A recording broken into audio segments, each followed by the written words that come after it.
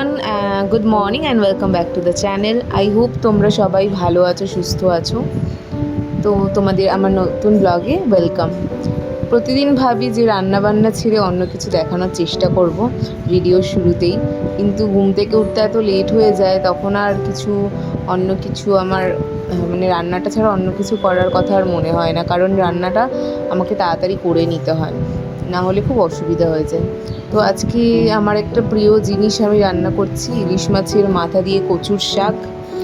তো আগের দিন নিরামিষ একটা করেছিলাম, আর এখন ইলিশ মাছের মাথা কয়েকটা ছিল, জমেছিল আগের কয়েকটা, আর রবিবার রবিবার দিন আবার ইলিশ মাছ এনেছিল।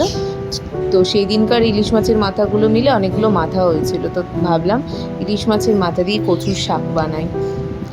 তো মাথাগুলো প্রথমে ভেজে নিচ্ছি। এই প্রথমবারই আমি বানাচ্ছি ইলিশ মাছের মাথা দিয়ে কচুর শাক, কিন্তু খেতে খুব ভালো লাগে, কিন্তু আগে বানাইনি।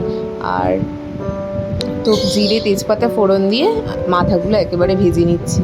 মাথাগুলো অনেকে আলাদা করে ভেজে তুলে নেয়, কিন্তু আমি ভাবলাম যে একই সাথে তো রান্না হবে, শুধু মাথাগুলো আস্তে মানে একটুখানি আলগাভাবে নাড়াচাড়া করলেই হবে, যাতে মাথাগুলো ভেঙে না যায়।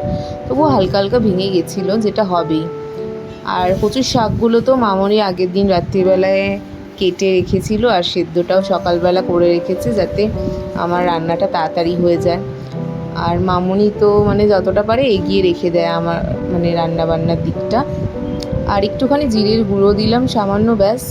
আর হলুদ গুঁড়ো দেবো, আর একটু লঙ্কা গুঁড়োও দিয়েছি, আর বেশ কয়েকটা কাঁচা লঙ্কা দিলাম, একটু ঝাল ঝাল মিষ্টি মিষ্টি যেহেতু খেতে হয়, তাই জন্য একটু কাঁচা লঙ্কাটা বেশি করে দিয়েছি। আর শুকনো লঙ্কা তো ফোড়নে গোটা দিয়েছি, সেটা দেখে তো আর ঝাল হবে না।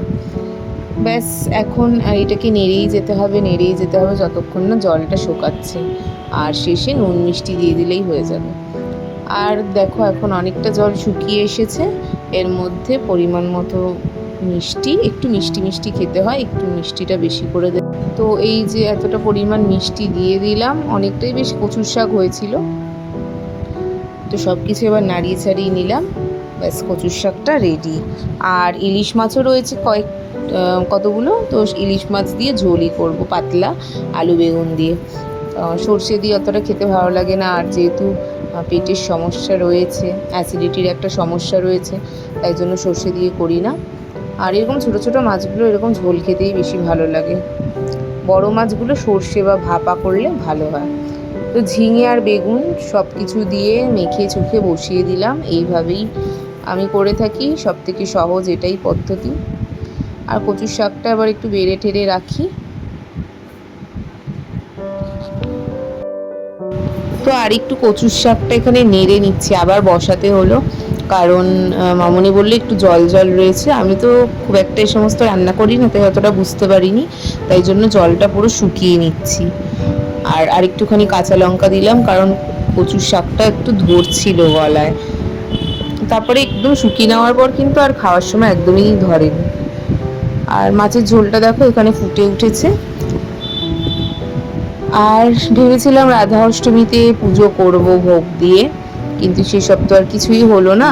তো একটু মিষ্টি এনে জাস্ট গোপালকে একটু পুজো দিয়ে দিলাম। পরের বছর তো চেষ্টায় আছি করার, ভালো করে পালন করার, দেখি ভগবানের কত দূর ইচ্ছা। আর মামনি সব পুজো টুজো তো দিয়েই গেছে সকালবেলায়, সব ঠাকুরদের মালা পরিয়ে।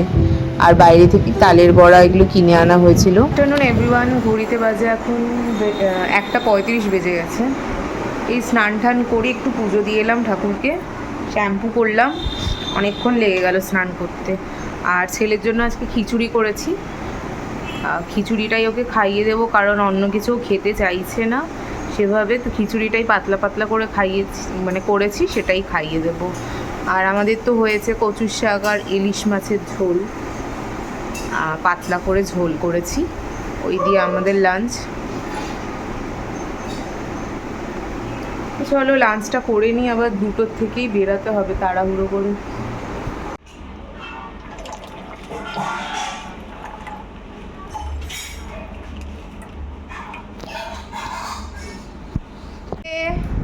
Where is my Krishna, little Krishnas? Look at me. কৃষ্ণাকে তাকাও একটু, কৃষ্ণা उले बाबाले माखन चोर देखी देखी देखी देखी कृष्ण बेटा देखी ताकाओ ताकाओ ताकाओ ताकाओ बाबा एसी तो ढुकिस ना बाबा एसी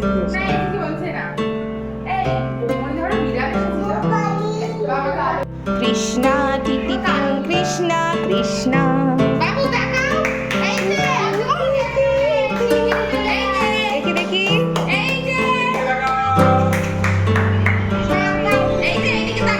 মারছো এই ঠান্ডাতে তো এতক্ষণ পুরো যুদ্ধ চললো আমার ওকে গোপাল সাজাবো বলে মানে জন্মাষ্টমীতে ওকে সাজাতে পারিনি আমি মানে জন্মাষ্টমীতে অনেকটাই খাটাখাটনি গেছে সব কিছুর পরে আর হয়নি তাই জন্য আমার ইচ্ছা ছিল যে ওকে রাধা অষ্টমীতে সাজাবো তাই জন্য সাজালাম আজকে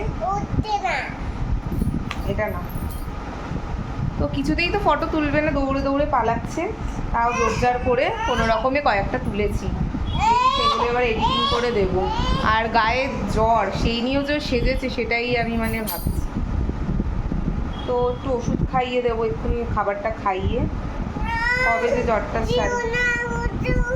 কি দেবো না ওষুধ দেবো না ওষুধ কেমন পচা আচ্ছা দেবো তেতো ওষুধ আহলে মাম্মাম পচা পচা ওষুধ দেয় না এটা কি সেজেছো তুমি কি সেজে না মা কালী না গোপাল দাদা You put down the phone